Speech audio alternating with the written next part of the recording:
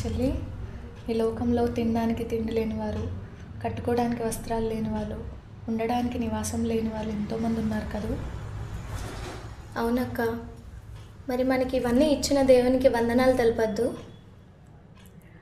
కట్టుకొనుటకు వస్త్రములిచ్చావు వందనాలయ్యా, భుజించుటకు ఆహారం ఇచ్చావు వందనాలయ్యా, ఉండుటకు నివాసం ఇచ్చావు వందనాలయ్యా, ఉండుటకు నివాసం ఇచ్చావు వందనాలయ్యా, అన్ని వేళలా ఆదుకున్నందుకు వందనాలయ్యా, అన్ని వేళలా ఆదుకున్నందుకు వందనాలయ్యా, వందనాలయ్యా, వందనాలయ్యా.